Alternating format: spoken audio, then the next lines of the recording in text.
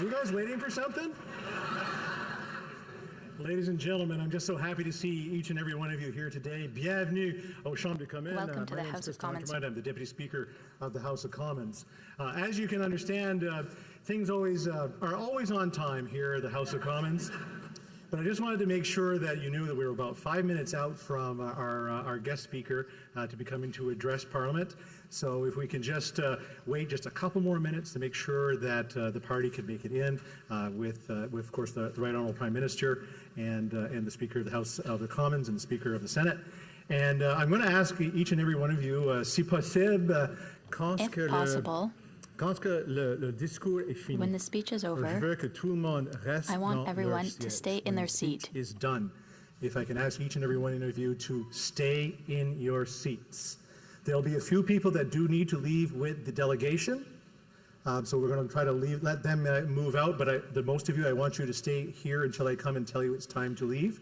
Because we don't want to congest, because once the halls start to get busy, it makes it difficult for the official delegation to actually get out of the premises or out of the precinct. So if I can ask you to do, I'll come back up at the end of the speech to sort of direct the airplane if you want that folks can do. So again, merci beaucoup pour être venu. Thank you very much for coming. Members of Parliament, to our senators, it's always good to see you. We have a number of special guests that are here today. And I just wanted to welcome each and every one of you here once again.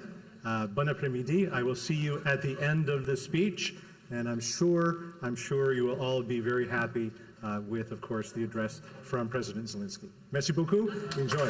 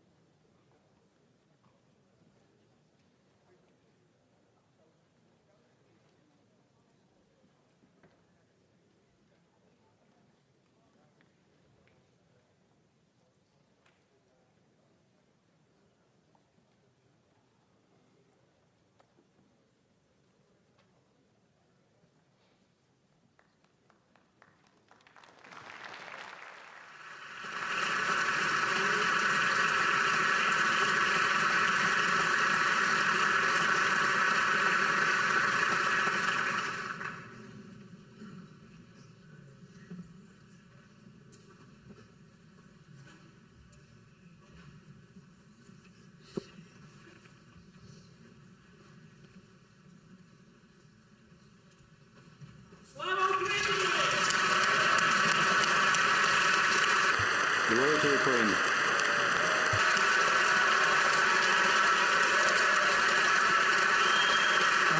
Let me read it.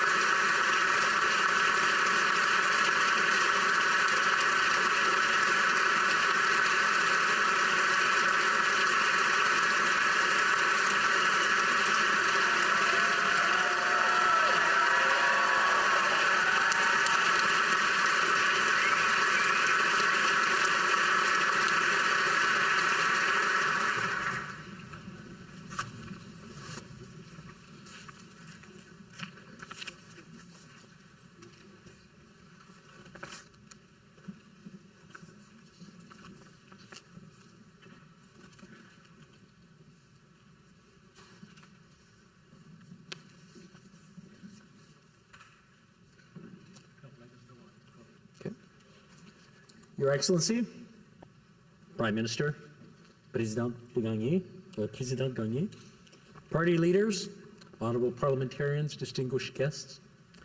Bienvenue à cet événement Welcome to this extraordinaire. extraordinary event, La deuxième the adresse second conjointe joint au address to Parlement de Parliament Son Excellence, by His M. Volodímir Excellency Zelenski, Volodymyr président de Zelenski, l'Ukraine. President of Ukraine. On behalf of my colleagues, we are honored for your visit. As we come together under one roof, we take a moment to celebrate the friendship and shared values of our countries.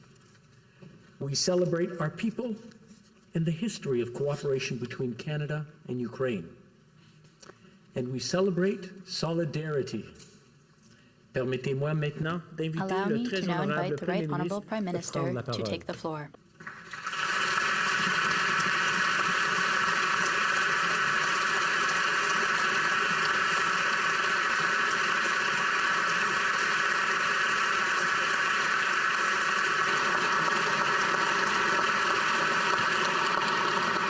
Mr. Speaker, parliamentarians, honored guests, friends, we gather today at a pivotal point in history. This is a time of incredible uncertainty. Attacks upon the rules-based international order threaten to upend the peace and prosperity that have been the bedrock of Canada's success. This is a challenge on a generational scale, a challenge that history will judge us on. A challenge we must confront with lion-hearted courage, and the world can find no better inspiration than our friend here with us in our house today, President Volodímir Zelenski, and his wife, the First Lady of Ukraine, Olena Zelenska.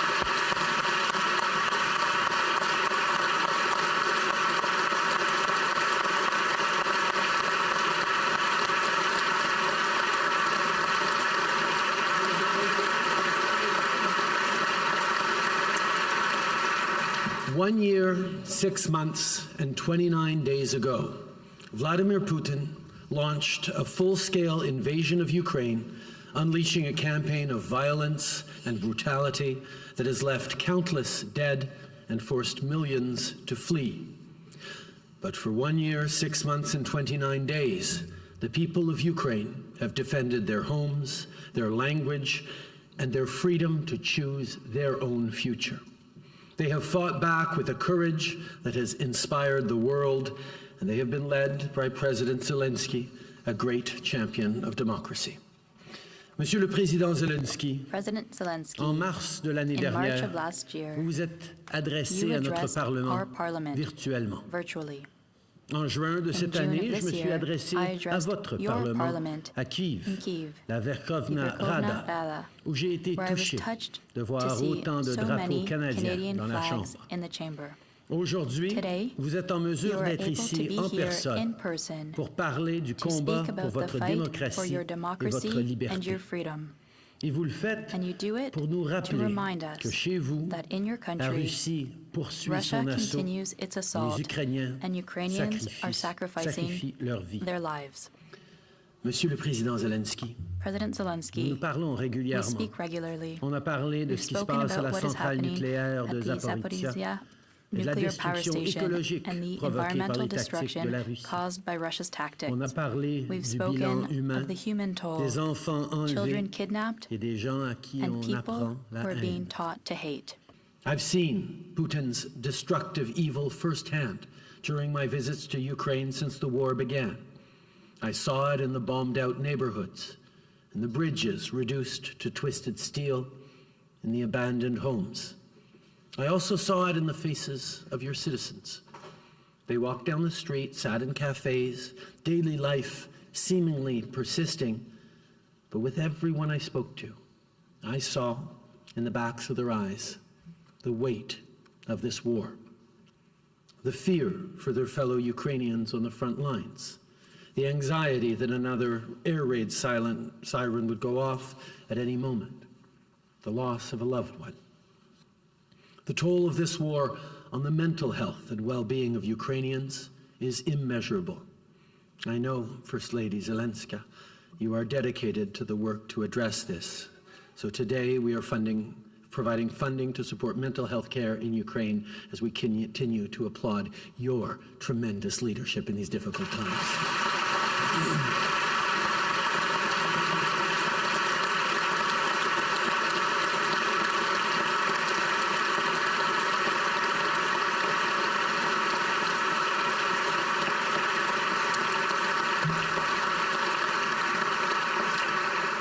When rules-based orders crumble, so much is lost. One example of how this breakdown manifests is the horrifying, preventable hardship as Russia blocks grain exports, worsening hunger and starvation among the world's most vulnerable people. President Zelensky, you and the Ukrainian people are holding the rules-based order in the balance. You are on the front lines, not just of the fight for Ukraine, but in the fight for the kind of future we are all going to be living in. Les règles Rules comptent. matter. Au lendemain de la Deuxième Guerre mondiale, le conflit le plus sanglant et le meurtrier que l'humanité ait jamais connu, les nations du monde entier ont convenu d'un ensemble commun de principes et de règles pour établir la paix. Depuis 3/4 de siècle, ces règles ont permis une prospérité historique.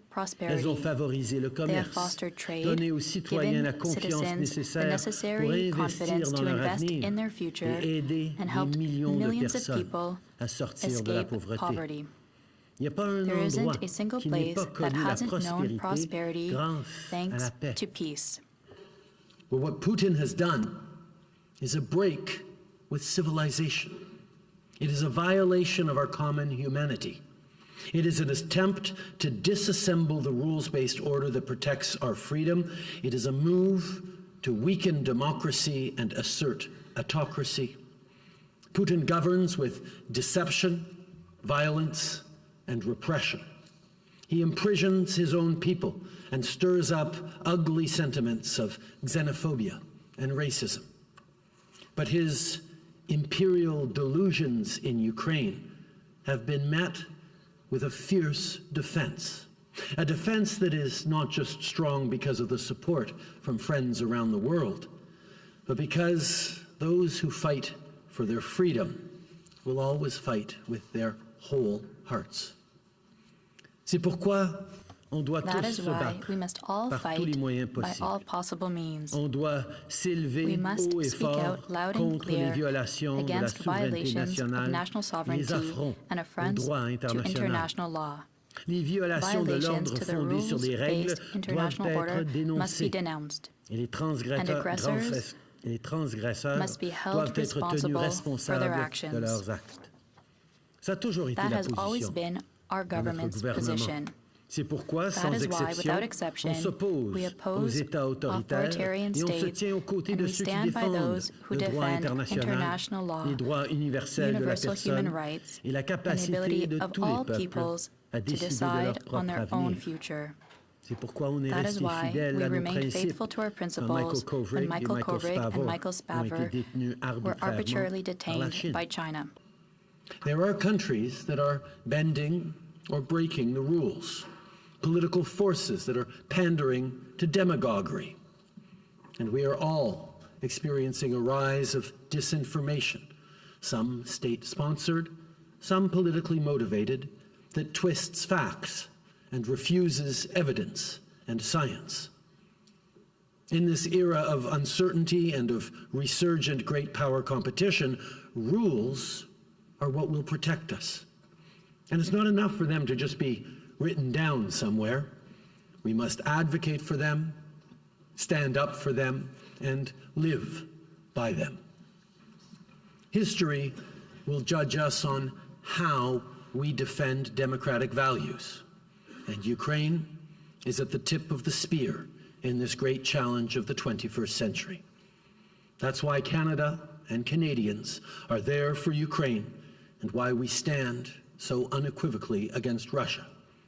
It's why people across Canada have welcomed with open arms over 175,000 Ukrainians, some of whom are here with us today.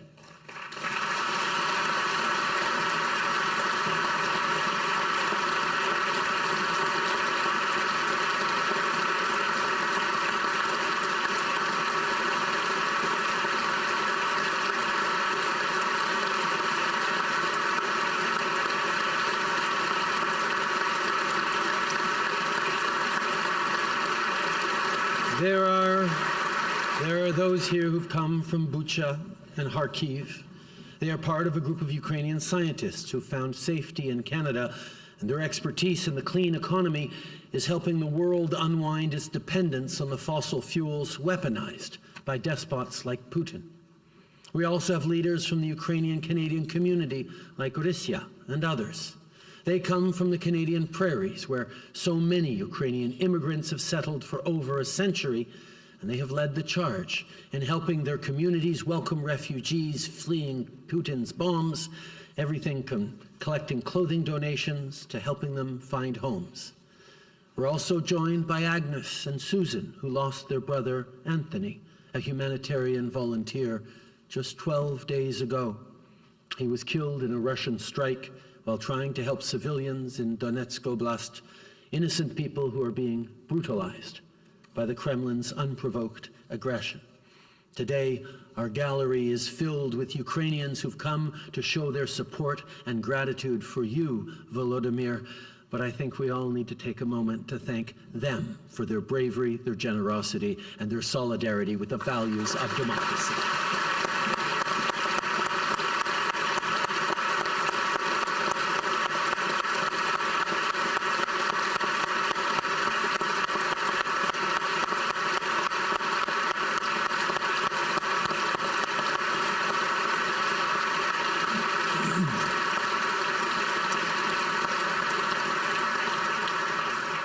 Monsieur le Président Zelenski, j'ai indiqué clairement que notre gouvernement va se tenir à vos côtés aussi longtemps qu'il le faudra.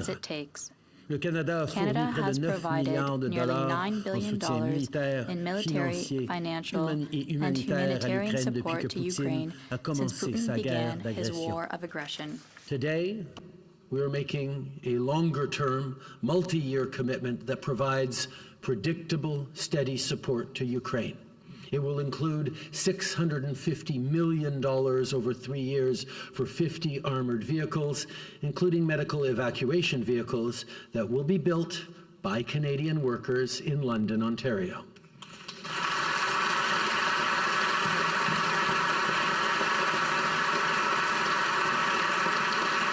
We'll also send F-16 trainers for pilots and for maintenance so Ukrainians are able to maximize their use of donated fighter jets. On va continuer de travailler avec nos partenaires, y compris au sein de l'OTAN, pour apporter un soutien constant.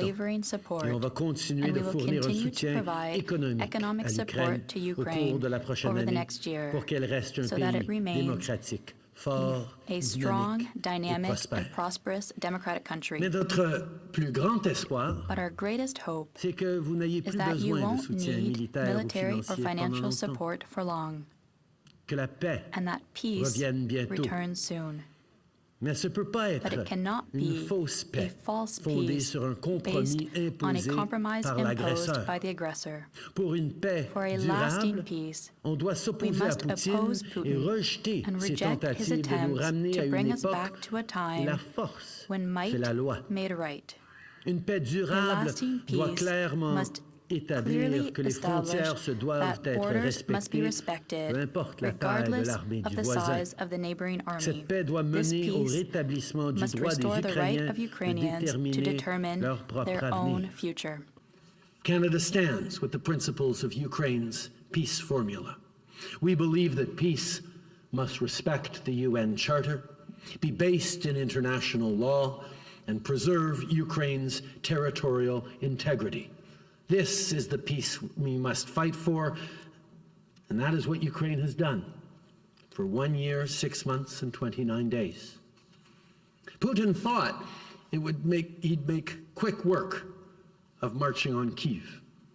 Putin thought President Zelensky would cave in the face of personal peril. But, sir, you have not. You have galvanized the world. You have made the bonds between democratic allies and friends stronger than ever. Volodymyr, Olena, to see you here today in this chamber, to see so many proud and courageous Ukrainians here today, after everything you have all endured, is a testament to the commitment of your country and the strength of your fight. Monsieur le Président Zelenski, President vous avez Zelensky, montré au you have reste du shown monde the en rest quoi of the consiste un world true véritable leadership, leadership, même dans les even moments in les the plus most difficiles. difficult moments. Vous vous battez You avec un fight with sentiment a sense of d'espoir hope, et vous êtes and you are dévoué à la dedicated to the sécurité security et au and progrès de votre progress of your population. people. In times like this, the world needs leaders who understand that true strength is not about wielding power, but about empowering others. True strength is not about crushing your opponent with brute force and lies. It's about respecting the humanity and the dignity of everyone. It's about governing from a basis of truth and compassion. In times of crisis, holding fast to positive values like this can be a lot harder than resorting to fear and resentment, but it is well worth it. When the history books are written, we know what they will say of you. That you were among those who stood up for their principles, no matter how hard. Among those who stood up to bullies. Among those who protected the less fortunate. Among those who unified people in the face of fear. Among those who defended the rules and upheld the law. Among those who put justice, hope, and freedom above all else. We know that democracy is one of the greatest expressions of freedom. It gives us the right to have a voice, to choose our own future, to be protected by a system with justice and accountability. But democracy does not happen by accident, and it will not continue without effort. We must defend it and strengthen it with all that we have. Volodymyr, my friend, you have a unique understanding of this. You stare down Putin every single day, and we will be with you and all heroes of this courageous fight for as long as it takes. Slava Ukraini! Glory to Ukraine.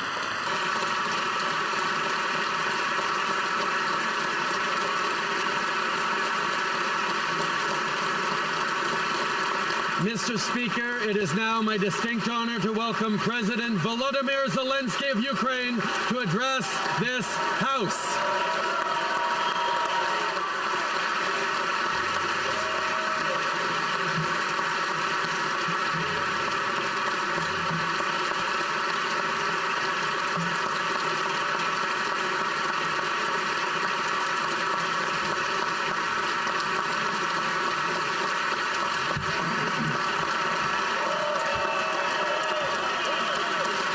Thank you so much.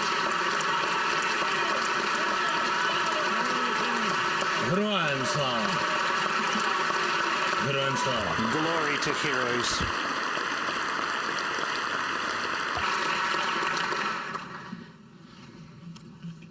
Thank you so much.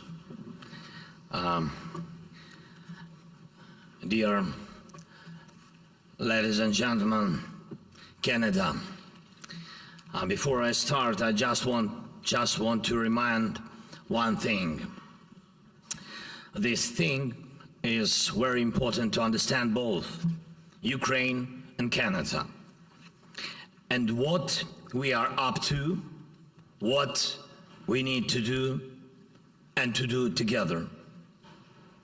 1983, the city of Edmonton. Its history is closely linked to the destiny of Ukraine and Ukrainian Canadian community.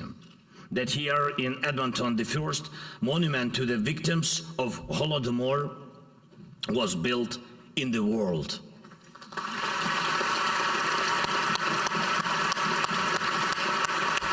Thank you so much.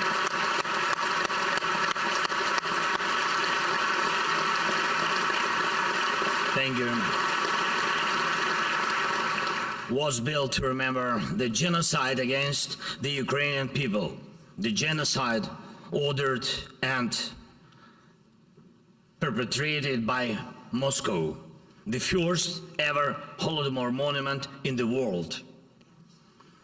At that time, Ukraine didn't yet have memorials commemorating the victims of genocide of Ukrainians, because Ukraine was under Moscow's control back then. This fall will mark the 40th anniversary in that first and very important commemoration of the victims of Volodímir. A lot has changed since then. Ukraine gained independence. Ukraine is restoring its own historic memory. Dozens of other countries, their parliaments, their governments have already recognized Volodímir as the genocide of the Ukrainian people. And this year alone, there have been 11 of such recognitions. And I'm sure that the whole world, will recognize the truth about Volodímir. But there is something that has not changed either in 40 years since the monument in Edmonton was built or in 90 years since the Volodímir. Moscow now, as always, is bent on controlling Ukraine and makes use of all available means to do that, including genocide. It is genocide what Russian occupiers are doing to Ukraine. And when we want to win, when we call on the world to support us, it is not just about an ordinary conflict. It is about saving lives of millions of people. Literally, physical salvation. Ordinary women and men, children, our families, whole communities, entire cities. Russia's destruction of Mariupol, of Volnovakha, or Bakhmut, or any other city or village in Ukraine must not go unpunished.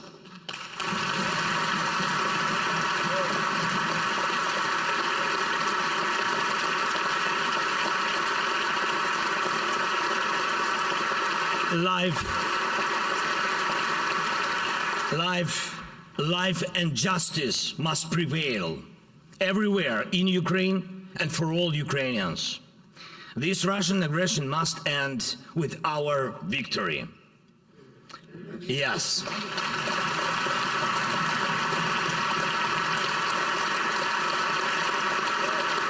Yes.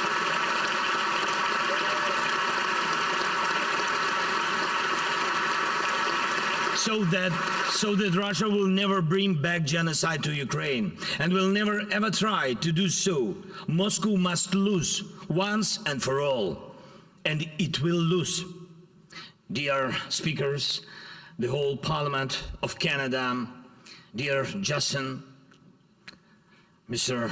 Prime Minister, ladies and gentlemen of the government, dear representatives of all the communities and cities, all citizens of Canada.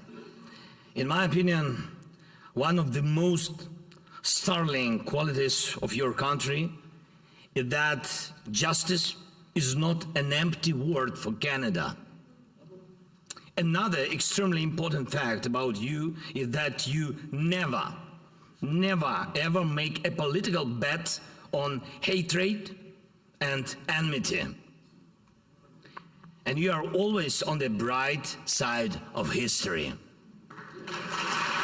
Thank you.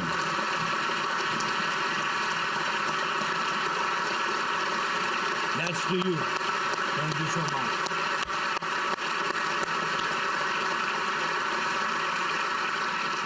During the First World War and in the time between those terrible wars, and during the Second World War, and during the Cold War, you always defended freedom.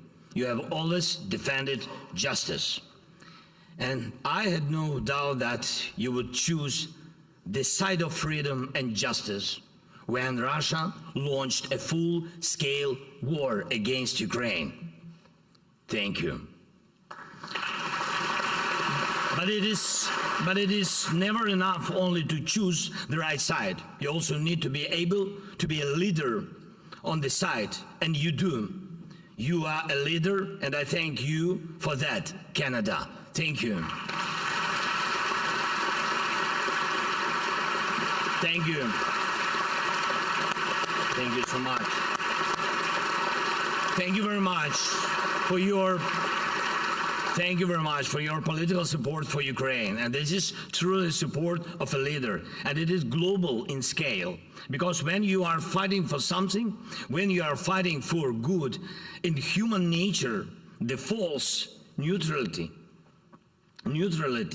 looks obviously immoral. When one sees true leaders, all others who are afraid to be real, to speak out, to fight, have only two opinions: to change or to be looked down. And I thank you, Canada, for being a real example of leadership and honesty for so many around the world, an example that inspires others to defend life. Canada's support for Ukraine with weapons and equipment has allowed us to save thousands of lives. This includes air defense systems, armored vehicles, artillery shells, and very significant assistance in demining. Thank you so much. Canada's leadership in sanctions against Russia for this war and terror really encouraged others in the world to follow your lead. And I'm especially grateful for your extremely strong 100% leadership support of the Ukrainian movement to NATO. For your strong participation in training our soldiers. It's very important. It's already a tradition that Canada trains those who defend the world. Thousands. Yes.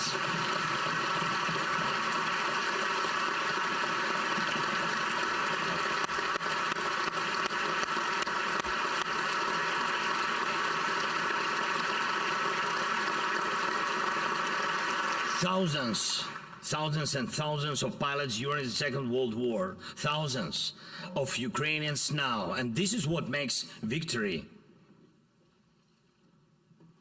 strong, victory indispensable, training.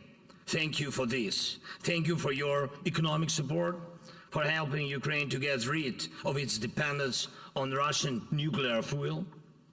And this is progress, not only for us, really, Ukraine and Canada together with their partners and really friends are demonstrating to everyone that it is quite realistic to completely cut off our ties with dubious Russian nuclear technologies, in addition to be purely technological danger. The Russian nuclear industry also serves Moscow's political expansion. Russia uses nuclear technology and construction of nuclear power plants like gas and oil for political attacks against the sovereignty of other nations. Russia is trying to break the sovereignty of others through its manipulation of energy resources, all energy resources. So the more nations are free from Russian energy resources, the sooner energy in the world will once again become just an energy resource. Not a weapon.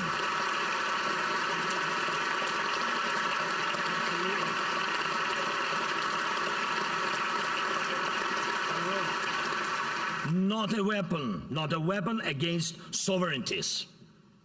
Another important area of our cooperation, literally justice. Today, in talks with Prime Minister, with Justin, we discussed the Canadian initiative for the G7 to set up efforts to confiscate Russian assets.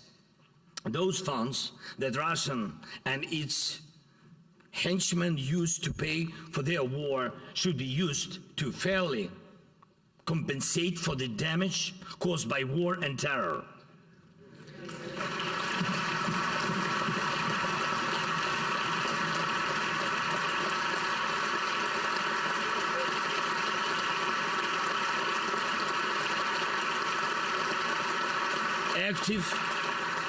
active and global work is also required to bring Russia to justice for the crime of aggression itself and for absolutely all crimes from this aggression. All deaths, every deportation of every child, every adult, every life needs to be protected. And every attacked nation needs justice to rule. The world needs it too, so that other potential aggressors can see that war ends in verdicts for the aggressor. And I urge you, Canada, to extend your ability to lead to other countries, especially in this matter of justice, of prosecuting the aggression, of compensation for aggression, of making the aggressor feel how strong justice is. And most of all, I would like to thank you, Canada, for the purely human thing, for making Ukrainians feel at home when they are here in Canada. Thank you. Thank you. Thank you so much. Thank you so much.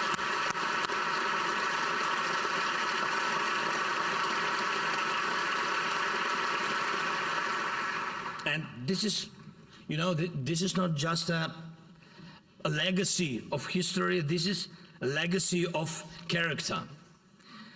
The Ukrainian-Canadian community is about millions of Ukrainian destinies that have become the destiny of Canada with all its diversity of communities. Freedom, loving, courage, our special inner call for justice. The ability of our people to share comfort wherever they go, to build and create, not to ruin or humiliate. Ukrainian flags in Canada are a part of everyday life as absolute trust to Canada in Ukraine. In fact, such proximity provides many answers, including answers to the question about this war. Can we give up? No. Can we betray the good in human nature? No. Can we agree to evil? No. Can we allow our identity to be erased? No.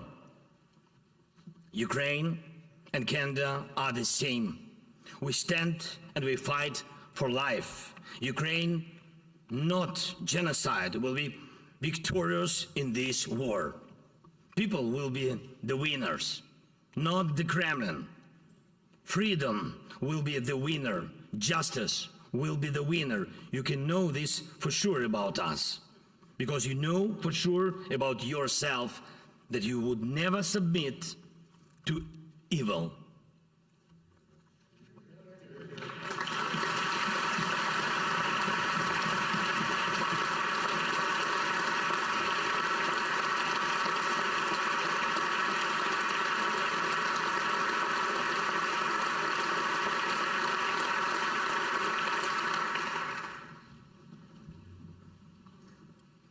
Je te remercie, Canada.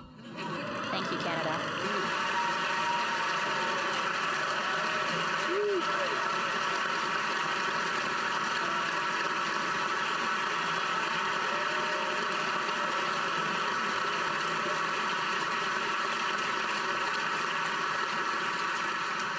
And may one day soon a monument be built in maybe Edmonton.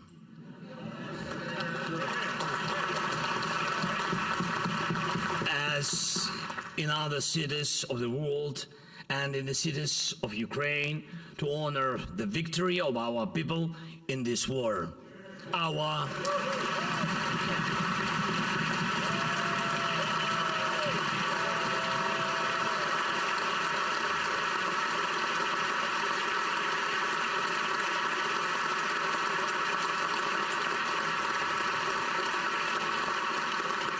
common victory with you, the people of Canada, with all your communities, with all your legacy of good. Ladies and gentlemen, today me and my beautiful First Lady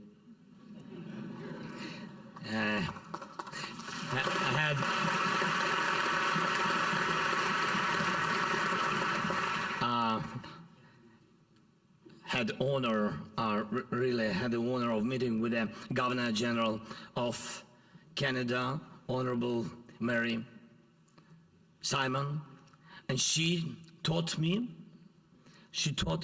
a word from her mother tongue. AYUDA. AYUDA. She said the meaning of this word is don't give up,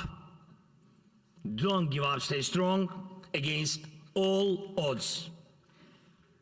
And so shall it be.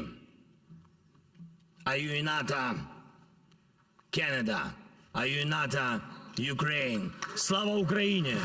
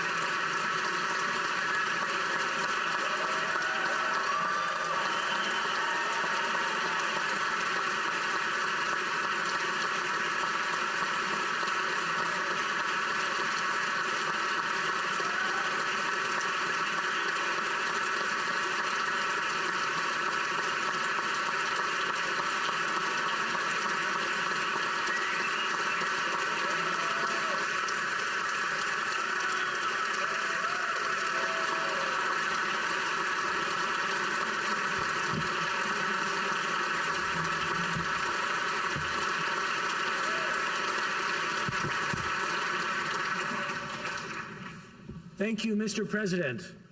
I now invite the Honorable Raymond Gagné, Speaker of the Senate, to take the floor.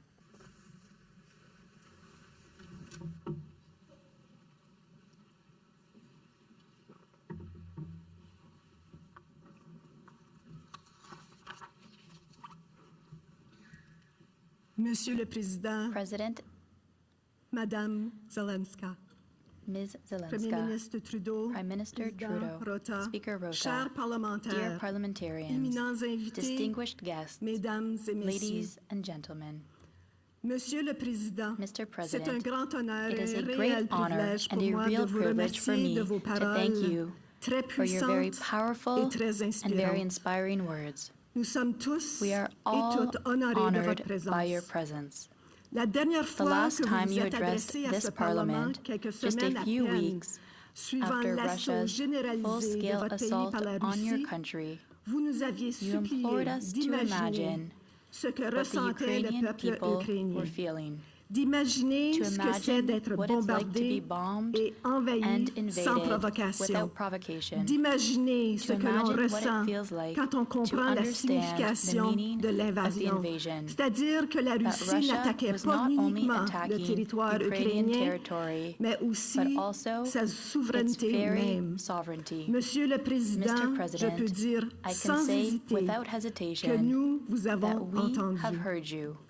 Vos paroles Your ont words have résonné echoed dans les in the chambres chambers de notre of our Parlement, Parliament, dans nos in our salles de committee comité rooms et nos and bureaux offices, et aux and quatre all coins de across notre our grand great pays. country.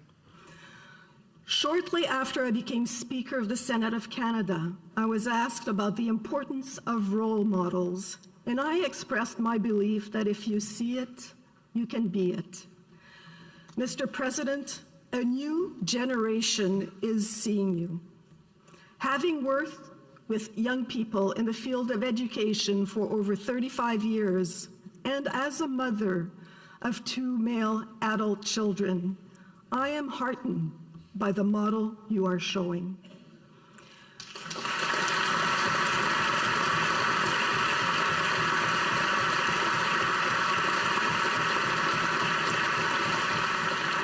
Young people around the world are seeing that a democratically elected voice is the real form of power. Monsieur le Président, depuis plus de 18 mois, vous êtes l'exemple même de la mobilisation populaire et une source d'inspiration pour le monde. Que vous parliez depuis un bunker ou derrière un lutrin, dans une salle de réunion ou sur la ligne de front. Vous n'avez jamais baissé les bras, vacillé, ni hésité, incarnant l'esprit et la résilience du peuple ukrainien.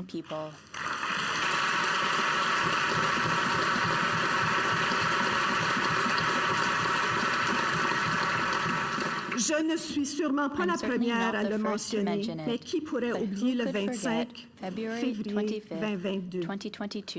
Vous vous teniez dans le centre de Kiev, la cible de l'envahisseur russe. C'était l'un des moments les plus périlleux et incertains de la guerre, et vous aviez un message fort à transmettre. Nous sommes ici. Your people have carried forward this resolve at Hostomel, at Kharkiv, and beyond. While we draw inspiration from their stories, we also recognize the realities Ukrainians have faced. Withstanding thousands of artillery rounds every day, grieving the unrelenting loss of family, loved ones, colleagues, and neighbors, patiently working through treacherous minefields while drones circle overhead, defending against waves of attacks on civilian infrastructure, and taking steps where and when they can to recover and rebuild. Mr. President, your people's resilience in the face of such aggression compels the international community, in your now famous words, to be here for Ukraine, however long it takes.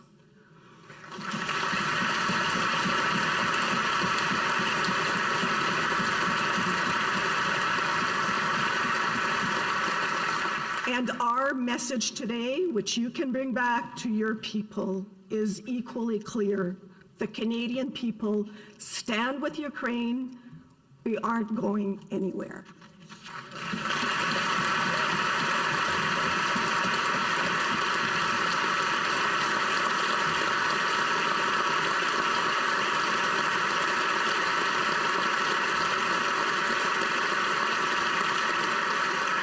Au nom de tous les sénateurs, de tous les députés de la Chambre des communes et à n'en pas douter de tous les Canadiens, je vous remercie encore une fois de votre courage, de votre détermination, ainsi que des paroles inspirantes que vous avez adressées au peuple canadien et au monde entier aujourd'hui. Slava Ukraini!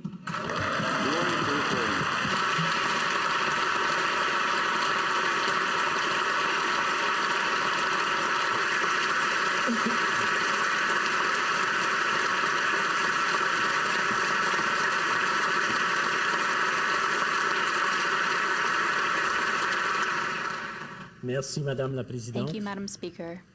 Mr. President, Monsieur le Premier Ministre. Mr. Prime Minister. Mr. President, as has been noted today, you join a very small group of world leaders who have addressed a joint session of our Parliament for a second time. Among those leaders, one stands out for his oratory, his leadership in the face of adversity, and his strong determination to fight on behalf of his people and on behalf of what is right. That leader was the late African president and Nobel Peace Prize winner, Nelson Mandela.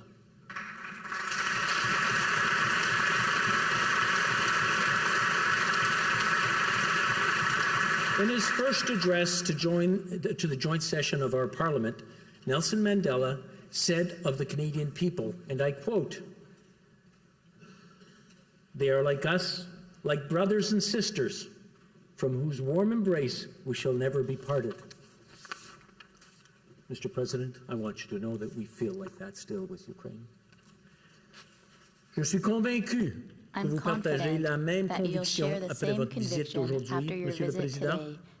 En effet, au-delà de la métaphore, les liens entre le Canada et l'Ukraine sont surtout des liens familiaux, des liens entre nos deux peuples renforcés par la communauté canado-ukrainienne qui compte 1,3 million de personnes. Your words today also remind us of another world leader who addressed both our houses during the time of war. In December 1941, during World War II, the British Prime Minister, Sir Winston Churchill, traveled to Ottawa and delivered an impassioned speech on behalf of his people to rally for the continued support for his country at war. It was a defining moment of history and one that must never be forgotten. We have here in the chamber today Ukrainian-Canadian world veteran from the Second World War who fought the Ukrainian independence against the Russians and continues to support the troops today, even at his age of 98.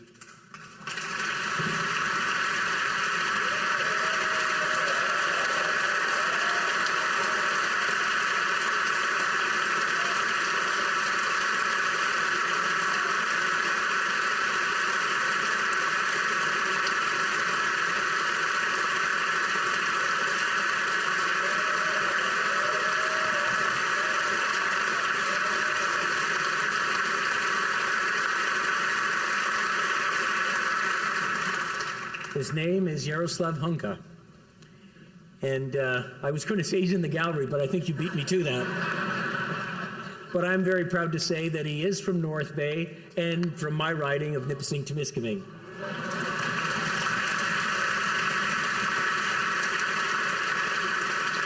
He's a Ukrainian hero, a Canadian hero, and we thank him for all his service. Thank you.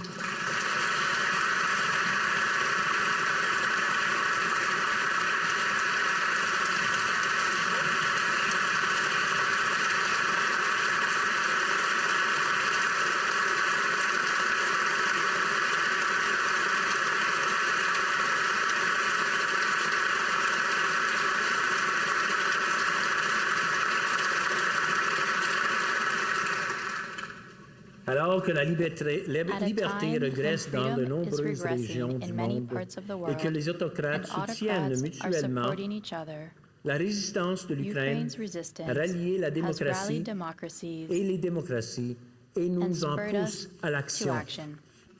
Resistance often starts at the top. When you, Mr. President, with you, Mr. President, but also with the Verkhovna Rada, where the business of Parliament, the people's business, has never stopped. I know that parliamentarians in this chamber have marveled at the courage and determination of our counterparts. Ukrainian legislators have pursued their critical work despite the continued warning of missiles and drones, despite the threat to well-being of their families and homes, and despite the overwhelming challenges of recovery and rebuilding. Throughout this terrible war, I have had the great privilege of developing a great friendship with my counterpart, the Speaker of the Verkhovna Rada, Chairman Stefanchuk. Like you, Mr. President, he advocates for his country with passion and with poise. And like you, he has conveyed what is at stake: Ukraine's freedom, but also preservation of the rules-based international order, which is a fundamental part of the future of the democratic world. Most recently, we spoke at the G7 Speakers Summit in Japan. At that time, he shared with me a drawing from a young Ukrainian girl who thanked Canada for our support and our shared wish that all Ukrainian children should live under peaceful skies.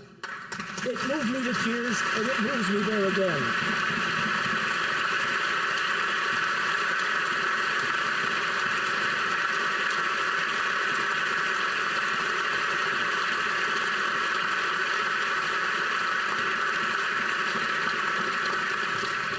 Ce sont des moments comme ceux-ci, des liens comme ceux-là, qui nous rappellent que nous devons tous nous tenir debout aux côtes de l'Ukraine face à la menace qui pèse sur sa souveraineté.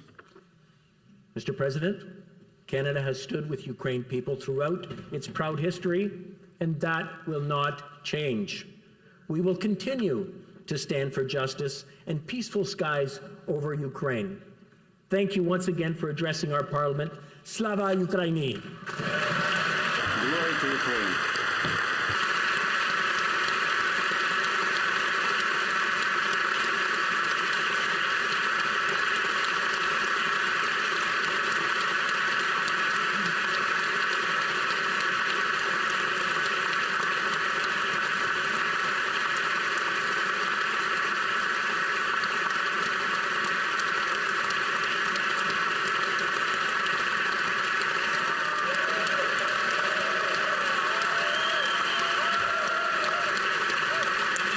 Thank you. Very nice. Thank you.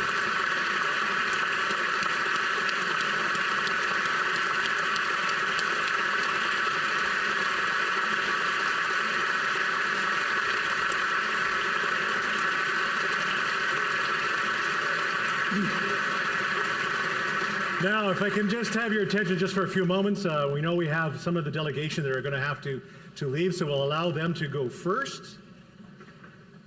And maybe some of our media friends and photographers and all those fun things, but if all of us could maybe just have a seat, speak amongst yourselves, talk about how great a speech that was from our friend President Zelenski.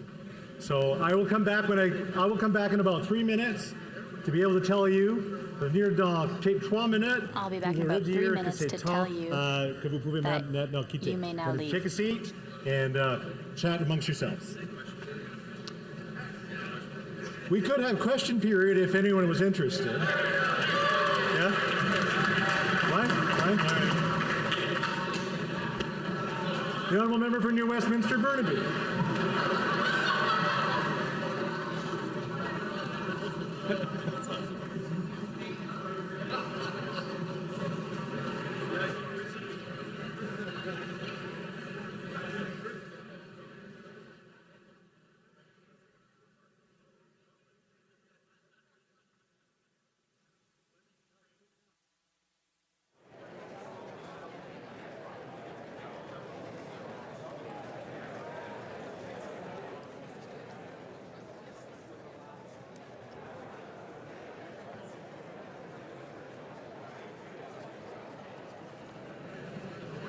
I am still seeing a few people trying to leave. I'm going to name you. No, I'm kidding. But please, if you're just going to the lobbies, that's okay. But just stay here for a few more minutes. Si vous pouvez rester pour quelques.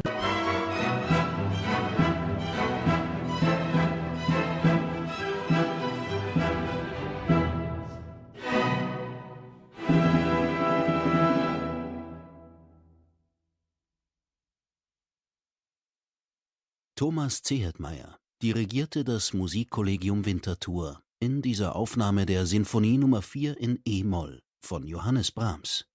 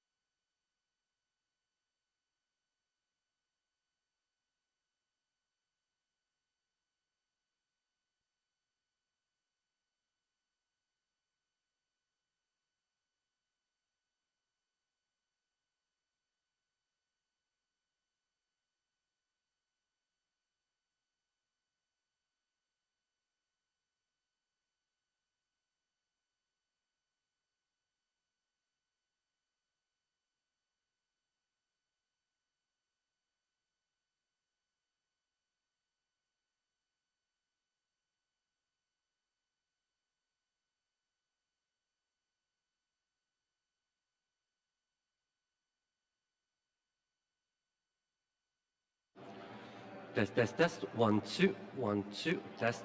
Good. Test. 1, 2. Check. 1, 2. Testing. Test. 1, 2. Check.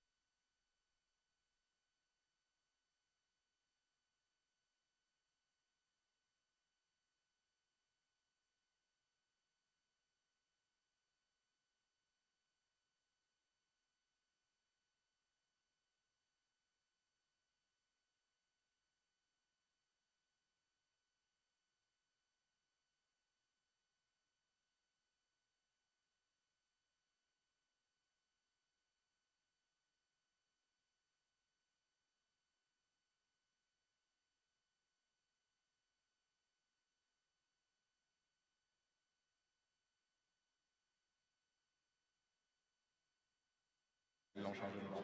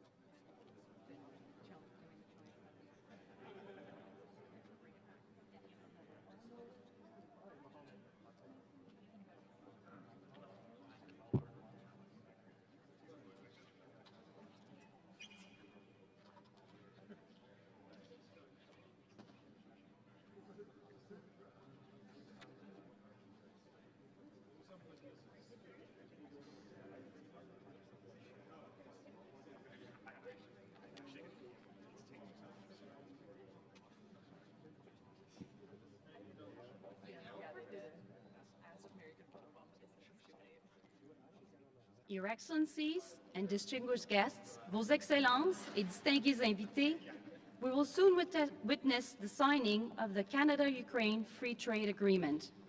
The signatory for Canada is the Right Honourable Justin Trudeau, Prime Minister of Canada, and the signatory for Ukraine is His Excellency Volodímir Zelenski, President of Ukraine.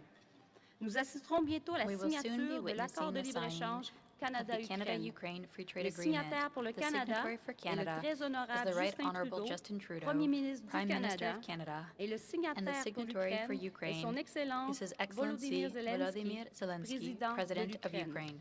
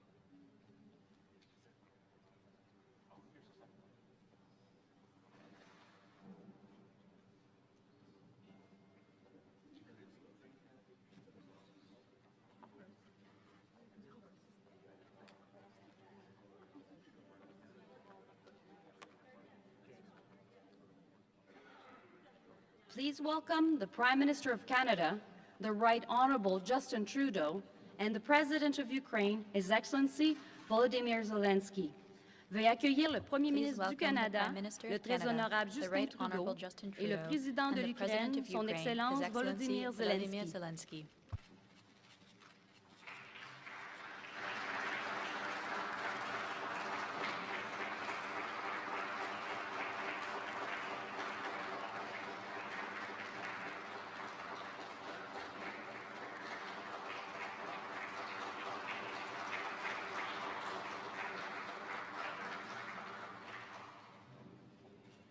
The signing is the Canada-Ukraine Free Trade Agreement.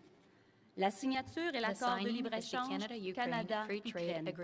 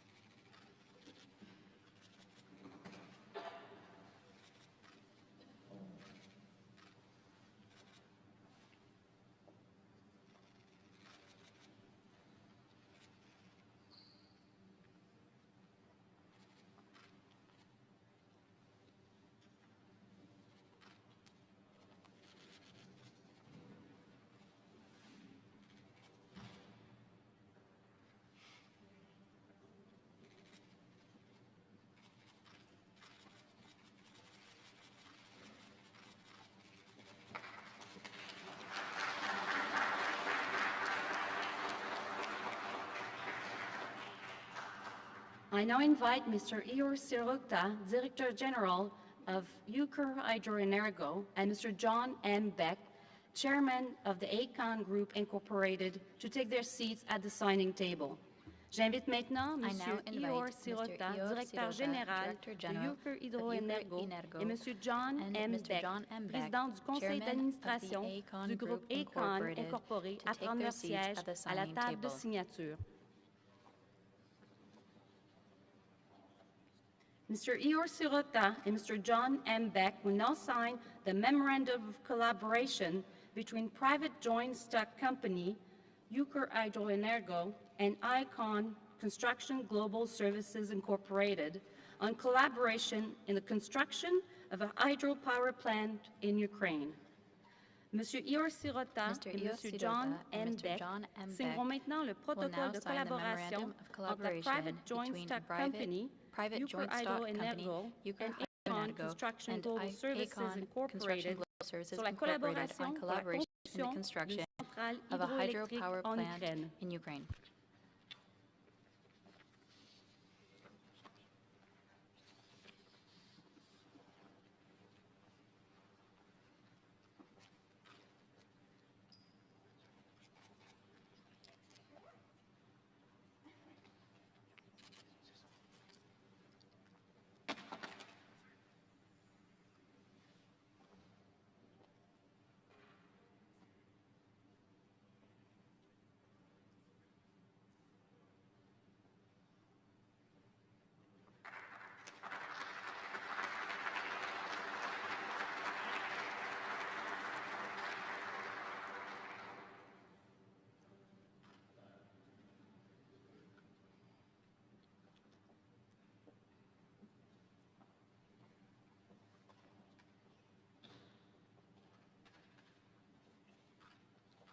Thank you. This concludes the official signing ceremony. Merci. Thank Ceci you. conclut This la concludes the cérémonie de official signing signature ceremony. officielle.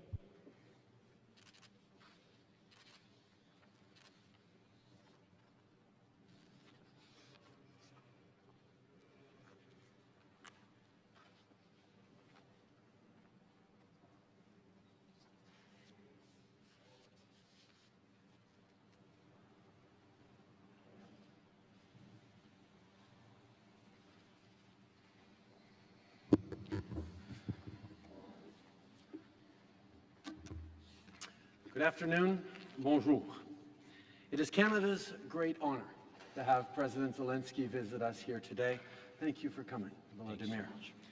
We stand here absolutely united in our defense of democracy and our condemnation of Vladimir Putin's unprovoked, unjustified, and unconscionable invasion of Ukraine. J'en ai discuté en personne aujourd'hui avec le président Zelensky pendant notre tête-à-tête. On a aussi eu une rencontre des ministres, on a discuté des besoins militaires, financiers et humanitaires de l'Ukraine aujourd'hui et pour l'avenir. At each meeting, Canada was clear, as we always are, that we will stand with Ukraine with whatever it takes for as long as it takes. And today, we're backing up this commitment with further support. We are shifting our approach to provide multi-year assistance, ensuring Ukraine has the predictable support it needs for long-term success. As part of this approach, I'm announcing $650 million in new military assistance over the next 3 years to supply Ukraine with 50 armored vehicles, including armored medical evacuation vehicles that will be built by Canadian workers in London, Ontario.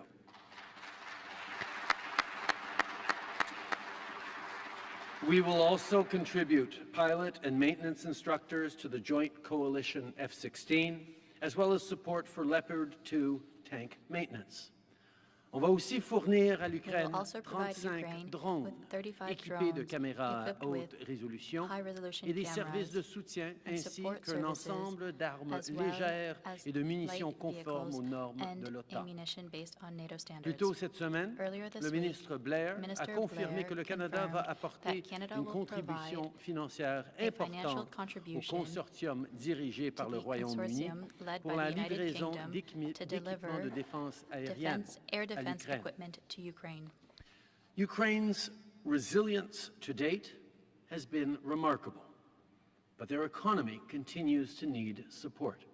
so that it can withstand this invasion, so that government has the resources it needs to continue to provide services to its people, so that it has the long-term certainty to plan and coordinate assistance effectively, and so that when Ukraine is victorious, it will continue to be a strong and prosperous country. That is why I am today confirming that we will again provide substantial macroeconomic support to Ukraine in the 2024 fiscal year. On vient de signer un accord de libre-échange qui soutient le développement économique de l'Ukraine et donne aux entreprises canadiennes un accès privilégié qui va créer des emplois. Et plus tard aujourd'hui, je vais me rendre à Toronto avec Volodímir pour rencontrer des dirigeants du milieu des affaires. On va discuter de la façon dont le secteur privé peut soutenir les efforts de l'Ukraine et participer déjà à la reconstruction du pays. Meanwhile, we're continuing to impose costs on Russia and ensuring that those responsible for this illegal, unjustifiable invasion do not benefit from it. First, Canada and Ukraine have agreed to engage with G7 partners to establish a working group of eminent persons who will provide advice on the seizure and forfeiture of Russian assets, including of the Russian Central Bank. Second,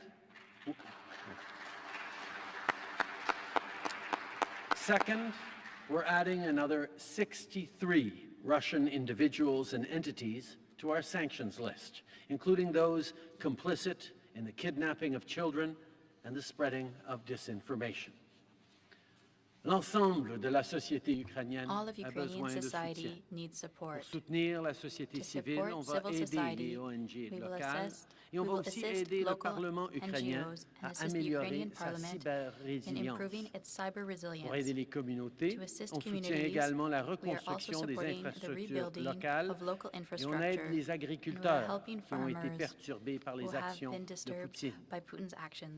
To preserve the memory of victims of the Holodomor, Canada is prepared to contribute to the Holodomor Museum in Ukraine once appropriate arrangements are in place.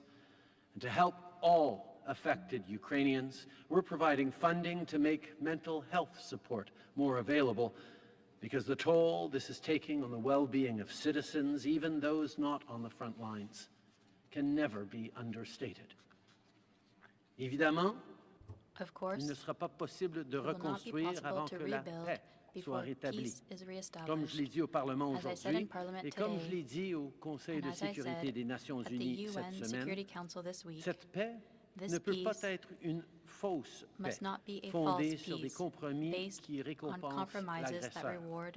Il faut instaurer une paix durable qui assure le respect de la Charte des Nations Unies, qui est conforme au droit international et qui permet de rétablir l'intégrité territoriale de l'Ukraine. It was powerful to hear President Zelensky speak to parliamentarians today. And this evening, he will again speak, this time directly to Canadians, including Ukrainian Canadians, at an event in Toronto. Over 1.4 million Canadians have Ukrainian roots, but this war has made all of us as Canadians connected to Ukraine. This country has seen an incredible outpouring of support that is unique in the way that it comes from all corners of society, from the diaspora, from different orders of government, from different charities, and from across the Canadian public. Because your fight is our fight. These new announcements we have made build on nearly $9 billion of support since this full-scale invasion began, build on years of support through initiatives like Operation Unifier that has trained up tens of thousands of Ukrainian fighters, and a list of nearly 2,700 individuals or entities that we have sanctioned since Putin illegally occupied Crimea in 2014. Canada's support for Ukraine is unequivocal and always will be. And Volodímir, I have to say that the steadfastness and the strength of your leadership, of your compassion, and of how you have inspired not just Ukrainians, not just Canadians, but people all around the world to look at what they can do concretely to continue to stand up for what is right, continue to stand up for our values, is an inspiration to us all, including to me, my dear friend. So thank you very much. We will continue to stand with you as long as it takes.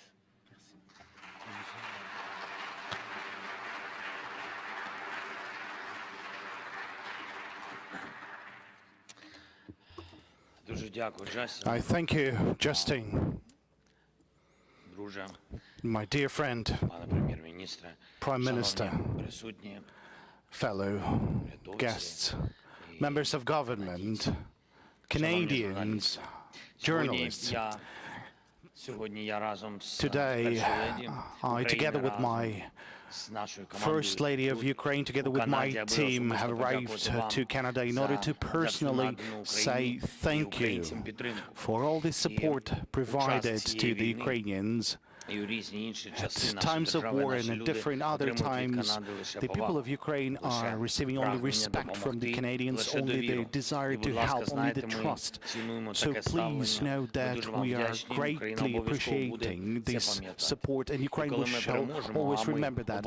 And when we will gain victory, and we will be victorious, you have to know this is going to be our common victory with Canada, with all the partners, with all the friends, with the whole free world. That is free because there's nations that are protecting the freedom and life with dedication. It was an honor for me to address the Parliament of Canada. I thank you. This is already my second statement, but today it was offline, like face-to-face, and we are very grateful that all the parties, all the Parliament are supporting us.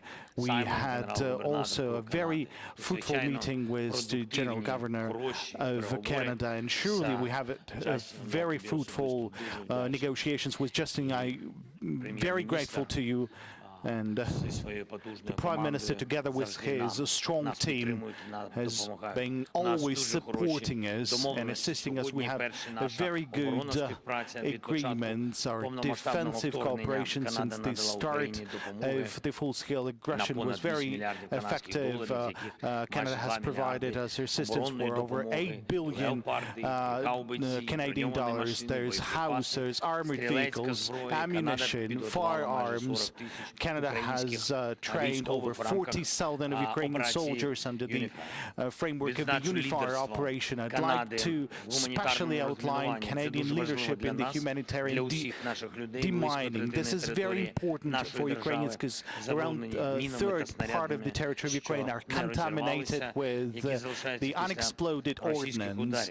These are the leftovers of the Russian shelling. This is an enormous amount of work that we would need to do in order to clean our territory from the mines, but I'm confident that together with the Canadian support we shall be implementing and fulfilling those tasks. We highly appreciate the decision of Canada to join the training program for F-16 pilots. I thank you, Justin.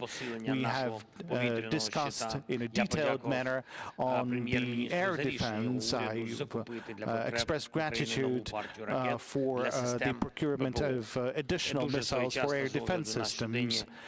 This is a very timely decision, as a lot of missiles and Iranian drones are being used against our civilian infrastructure, against our people. Today we have received a new package of defense support. This was already mentioned by Justin, the armored vehicles as well as armored medical evacuation vehicles. This is something that we highly need for our wounded heroes. We have discussed our cooperation in the field of military industry and the joint production of the weaponry. We're expecting for the participation of the Ukrainian companies in the first forum of defense industries that will be held in Ukraine very soon. Then we've reinforced our economic cooperation. We have signed the renewed or updated free trade agreement. This will serve as the foundation for the renovation. Canada is one of our largest donors and very grateful for the decision to continue with the support to Ukraine. What's important is that Canada is ready and continues with further sanctions path-through against the aggressor so that the aggressor would not be able to fund the aggression. Then we have discussed different aspects of the peace formula. That includes justice and the accountability for the damages caused by Russia to Ukraine as the result of this aggression. I'm grateful to Canada for supporting our work on the organization of the Global Peace Formula Summit, and I'm very grateful for the leadership to work on the security guarantees for Ukraine until the joining with NATO. Our teams are working on bilateral documents of security guarantees. One other very important thing, the Ukrainian community in Canada. I'm very grateful to all of its members. I'm very grateful that the Ukrainians in Canada, Ukrainian culture in Canada are always at the same level, together with other cultures and other languages of other minorities. The equality and respect to the other communities is an important characteristic of your country. This will always stay like that. I'm very grateful. Let us have the victory as soon as possible. Let us have our common victory. Slava Ukraini. Glory to Ukraine.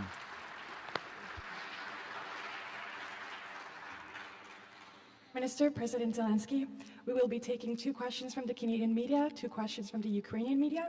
Nous allons prendre 2 questions des médias canadiens, 2 questions des médias ukrainiens, en commençant, starting with Dmytro Anupchenko. Mr. Prime Minister, upon the President, I got a question for both of you. You will be likely agree that the most significant way Canada can help Ukraine is to guarantee security as long as the war continues, and to help in achieving a just peace. So, Mr. Trudeau, do you already know which security guarantees Canada will be able to provide to Ukraine? And for the peace plan, which steps of President Zelensky peace formula does Canada support? Mr. President, considering the level of cooperation and your personal cooperation with the Prime Minister, what are your expectations of the support of Canada to your peace formula as well as the security guarantees for Ukraine? Thank you very much. First of all, on the security guarantees, Canada is stepping up today to announce the kind of multi-year support that is a concrete embodiment of what we've been saying since the very beginning, which is that Canada will stand with Ukraine with whatever it takes for as long as it takes. This is not just because Canada and Ukraine are historical friends, that we have deep people-to-people ties, or even that, Volodímir and I are great friends in person. It's because this is the right thing to do. Ukraine is standing up and fighting and dying for the rules-based order that protects all of us. It is in Canadians' interests to ensure that Ukraine wins this war, that Russia does not win this war.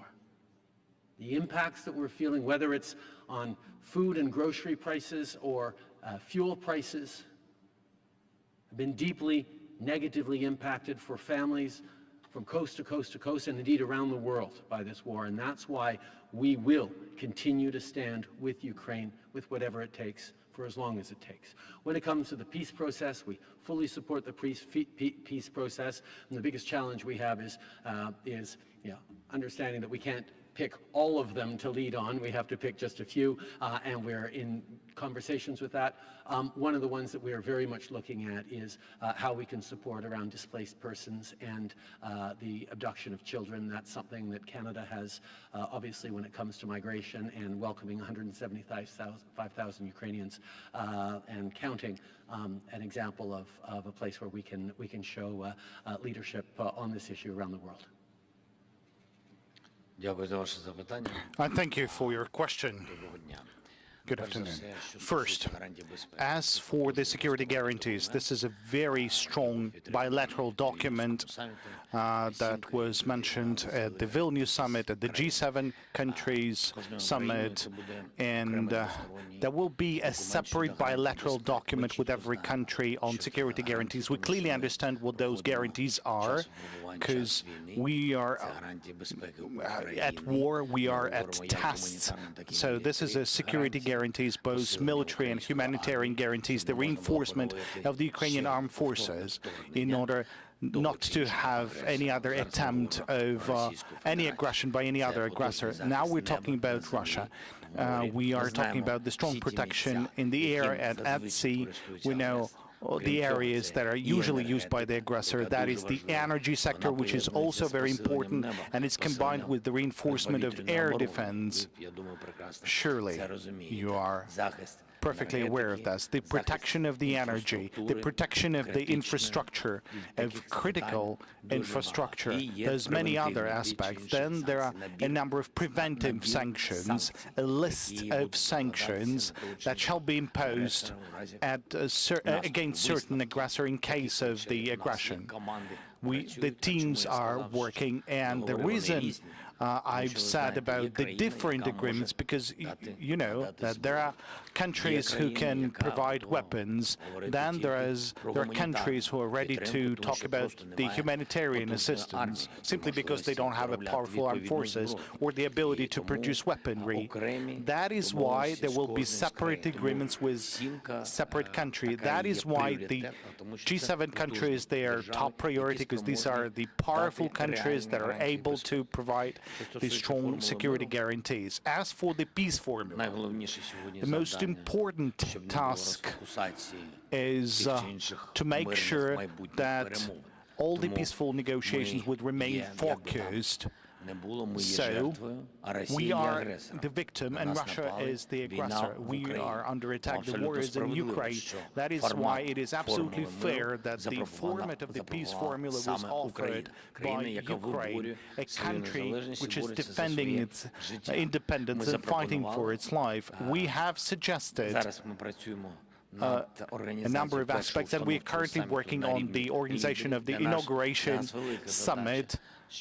And a big task for us is to make sure there will be as many countries from different continents as possible engaged into the formula, because that would mean that Russia and its aggression is left on itself, and there is a political isolation of the Russian Federation. This is very important. Then, on the basis of the first inauguration summit, our security advisors and diplomatic representatives will start working at different platforms on each point of the peace formula separately. There are countries who will be joining all the points. There are countries who are ready to support only certain points, and that is absolutely normal. For us, it is important to have as many countries as possible engaged. Then, all of these points will be submitted to the leaders of the nations. Thank you. Next question, Kevin Gallagher. President Zelensky, did President Biden promise to send Ukraine long-range Army tactical missile systems? And for both leaders, how concerned are you about divisions in U.S. Congress and NATO allies like Poland pulling military support for Ukraine and getting Ukraine the support it needs? Prime Minister, in French and English, please, and what can Canada do in that respect with allies? Excuse me, can you repeat the second part of your question? The first was about the weapon. Correct. And the United States. And the second part, can you repeat, please? Sure, no problem. How concerned are you with divisions in U.S. Congress, with some recent divisions amongst NATO allies like Poland, in terms of getting Ukraine the military aid it needs as quickly as it needs? And I'm wondering if you think Canada can play a role to encourage allies. Thank you. Thank you so much, Justin. We are grateful to the United States,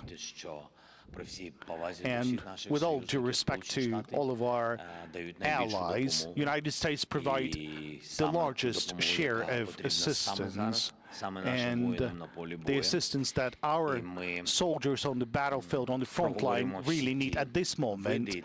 So we are discussing all the different types of weapons, long-range weapons, and artillery shells with a caliber of 155 millimeters, then air defense systems.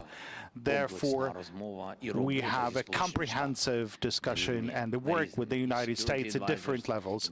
We have cooperation at the level of security advisors, at the level of ministers of defense, and at our level, that's a separate bilateral kind of relations at the level of presidents. I believe that the majority of what has been discussed yesterday with President Biden, I think, will be able to reach the agreement.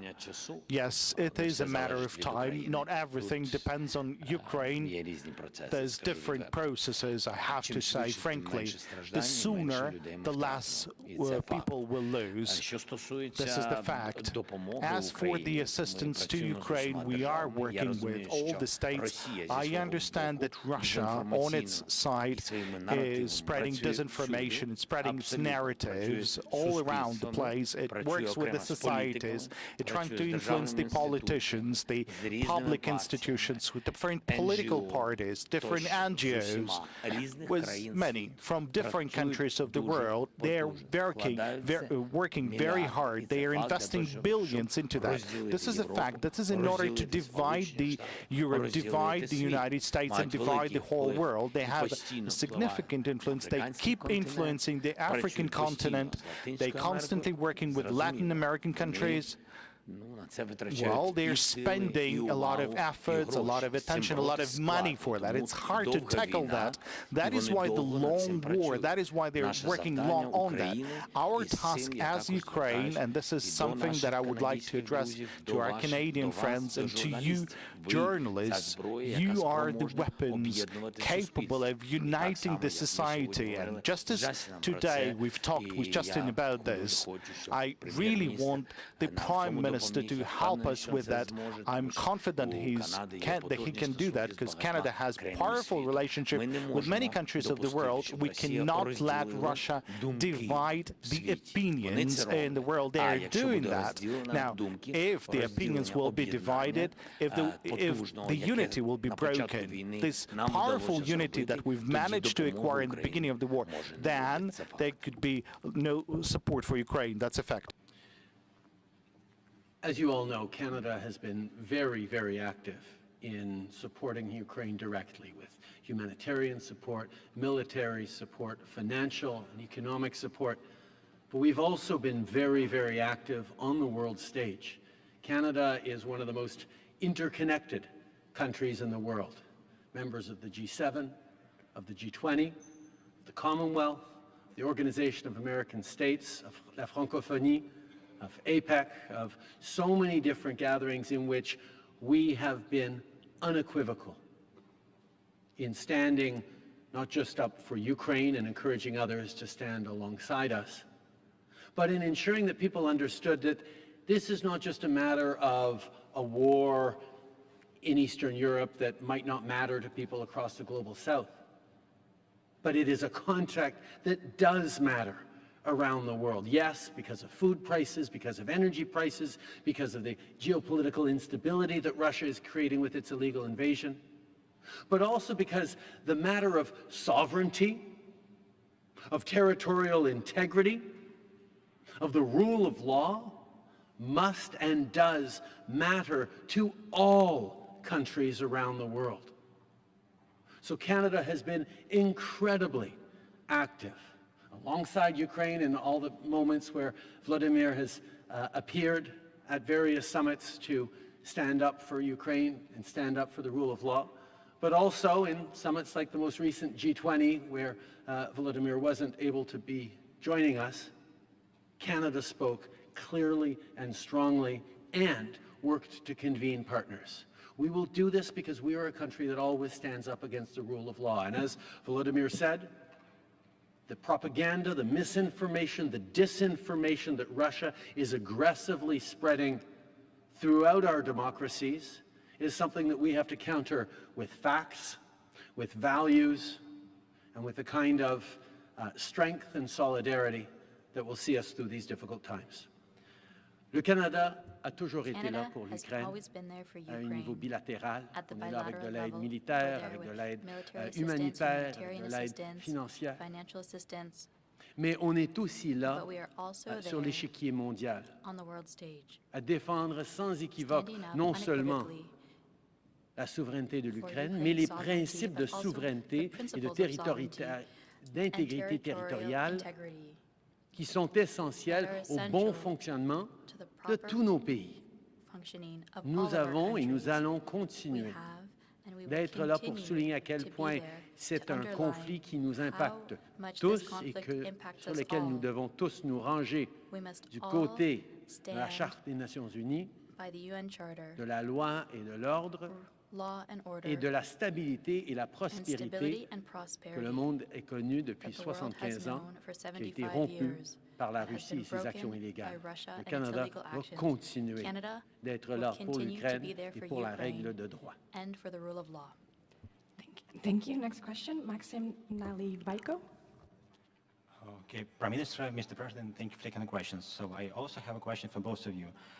So for the Prime Minister, are you concerned that the recent published report by the American Department of the Treasury ranks Canada 8th in the world regarding the number of suspected Russian sanctions evasions by local companies? How can the sanctions regime be strengthened in order to deter this type of activity? And for the President, recently, some of the Western partners mentioned the need for running elections in Ukraine in accordance to the terms, and the Constitution prohibits the elections during the martial law period. Do you have any pressure from Canada on the need to have elections next year, and whether the Canada is ready to support that? Canada is one of the countries that has stepped up the quickest and the most comprehensively on sanctioning those responsible for this illegal war, Putin and all his cronies and the people who've profited from it, whether they be in Russia or Belarus or elsewhere. We will continue. We've sanctioned about 2,700 people and entities, and we will continue to. We are constantly working to strengthen, to coordinate with our allies to make sure that these sanctions have the right impact on the people responsible for this war, while ensuring that they are not harming people in the global south who are facing food insecurity or energy insecurity. That is the role that Canada continues to play, to highlight that Russia is responsible alone for the food and energy crisis that so many people around the world are facing right now. Le Canada est parmi un des pays les plus forts au niveau des sanctions contre les Russes et les autres qui sont impliqués et qui profitent de cette guerre illégale. Nous allons évidemment continuer de travailler avec nos alliés, avec nos partenaires pour s'assurer que ces sanctions frappent le plus durement possible, tout en s'assurant qu'on n'est pas en train de faire mal aux plus vulnérables à travers le monde qui souffrent à cause de cette guerre en Russie, la guerre de la Russie, particulièrement au niveau des prix des aliments et des prix de l'énergie.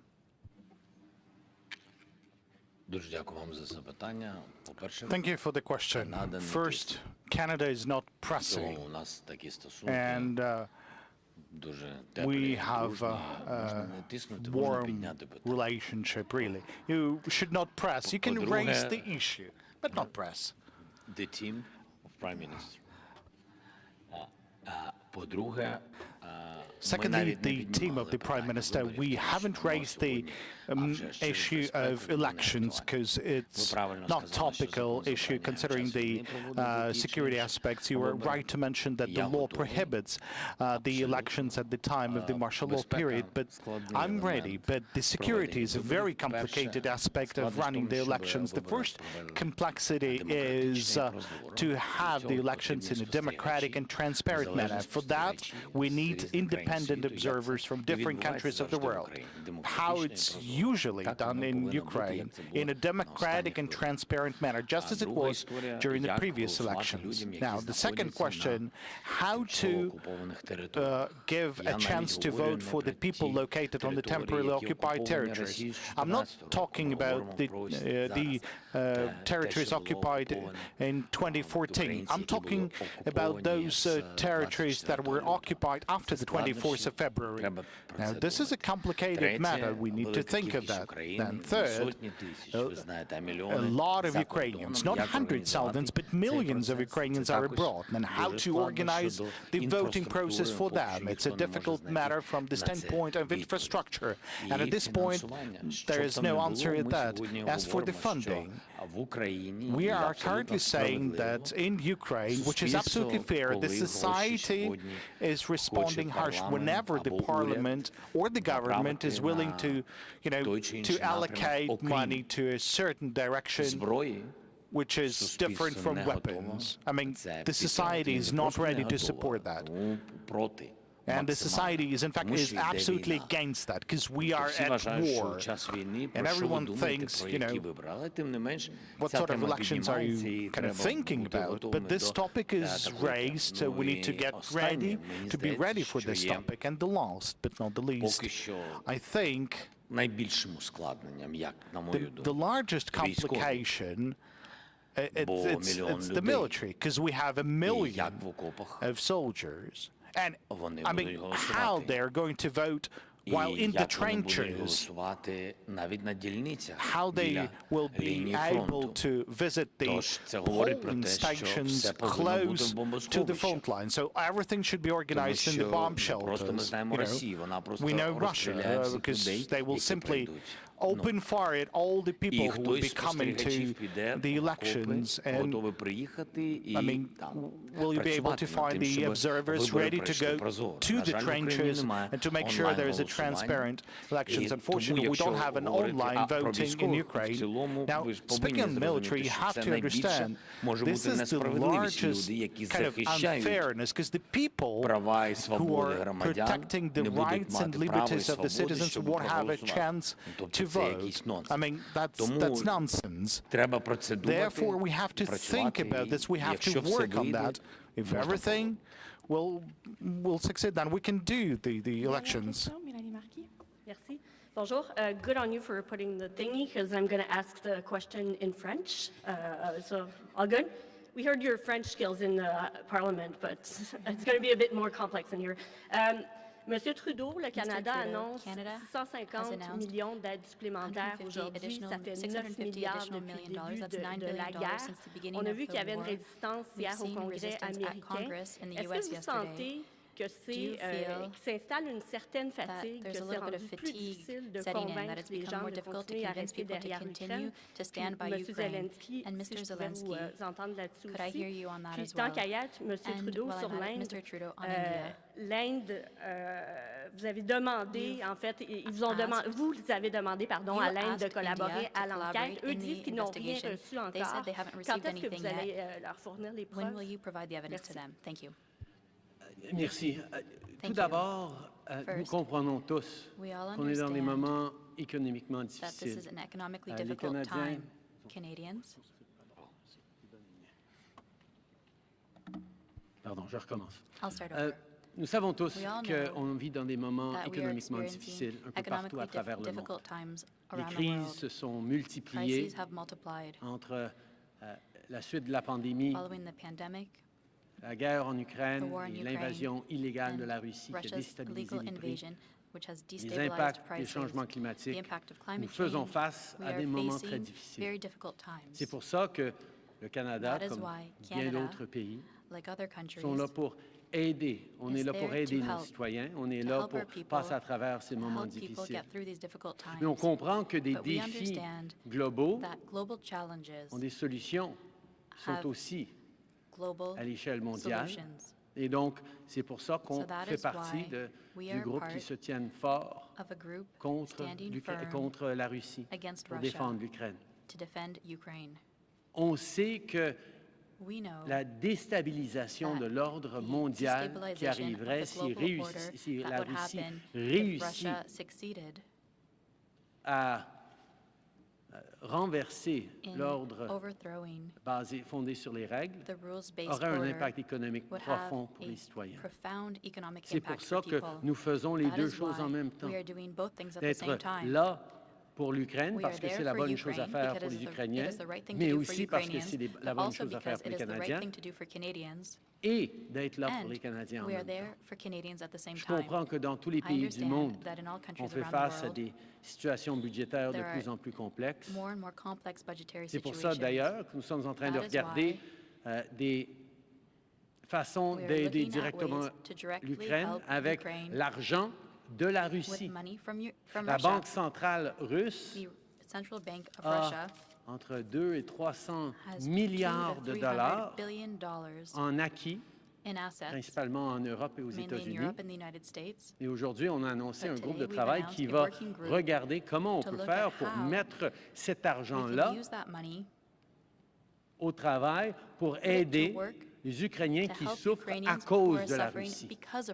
Donc, nous allons continuer d'être innovateurs et présents dans notre défense de l'Ukraine, mais nous allons aussi être résolus que c'est dans l'intérêt économique étroit du Canada et même des Canadiens de continuer à être présents avec tout ce que ça prendra pendant aussi longtemps que ça prendra pour que la Russie ne soit pas victorieuse. Okay. We know this is a difficult time right now for all Canadians, for people around the world. The impact of climate change and extreme weather events, the hangover from the pandemic, and indeed the direct impact on food prices and energy prices linked to Russia's illegal invasion of Ukraine means that people are having a hard time. And that's why we're stepping up as a country to support our citizens, but that's also why we recognize that global problems have global solutions. And we will continue to be there to ensure that Russia does not emerge victorious. Because the impact a Russian victory, which isn't just a victory over Ukraine, but would be an overthrowing of the rules-based order that has led to unprecedented prosperity and opportunity for people around the world over 75 years. If Russia were to win, Canadians in their daily lives, in their grocery bills, in the opportunities they have for the future, would be directly impacted. So we will continue to be there with as much as it takes for as long as it takes. But that's also, this financial context is why we are looking very carefully at how we can ensure that Russia itself is paying for the devastation they're causing in Ukraine. We've announced today a working group who will look to create to see if things like Russian central bank assets, which total $200 or $300 billion in Europe and in the United States primarily, could be set to actually support Ukraine in this fight and indeed help over the long term to restore the prosperity and peace for the people of Ukraine.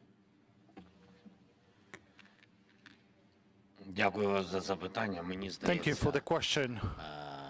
I believe the Prime Minister has covered all the details for your question. I don't think I will be able to complement his answer, but some of the aspects very briefly. I believe that you're supporting either Ukraine or Russia. There's no mediators in this war. By weakening the support of Ukraine, you're reinforcing Russia. And powerful Russia, and what can you expect of it?